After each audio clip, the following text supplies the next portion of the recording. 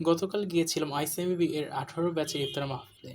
ব্যস্ততার কারণে এবার অনেক মাহফিল অ্যাটেন্ড করতে পারিনি। তাই বাড়ি যাওয়ার আগে কমপক্ষে সেখানে যাওয়ার খুব ইচ্ছে ছিল। মিরপুর ১০ মেট্রো থেকে কারণ বাজার আগে নামলাম। কারণ সেখানে আমার প্রিয় ভাই নাওয়াল সাহেবের সাথে একসাথে ক্যাম্পাসে যাওয়ার খুব প্ল্যান ছিল। তো মেট্রো থেকে নেমে ১ম এ কাঁঠালবাগান ঢাল থেকে দুজনে আমরা সেই পরিচিত চিরচেনা কাঁটাবনের রাস্তা দিয়ে ক্যাম্পাসে যাচ্ছিলাম। আগে যখন কাঁঠালবাগান থাকতাম তখন দুজনে প্রতিদিন এই পথ দিয়ে লাইব্রেরি যেতাম। তাছাড়া ঢাকার মধ্যে ২ টি রাস্তা আমার খুব ভালো লাগে। এক ভোলা রোড, ২ নম্বর হচ্ছে কাঁটাবনের এই রাস্তাটা। অনেকদিন পর ক্যাম্পাসে আসলাম।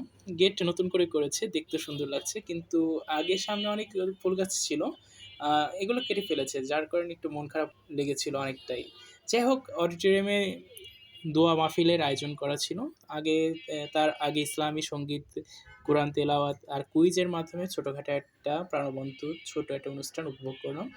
তারপর সবাই রুমে গেলাম। ২ টা ফ্লোরে কয়েকটা রুমে ইফতারের আয়োজন করা ছিল।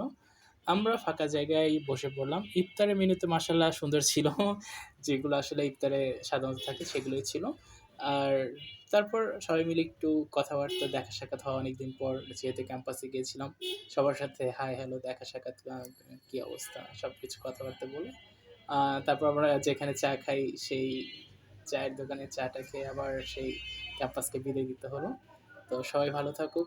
ভালো থাকুক ক্যাম্পাস।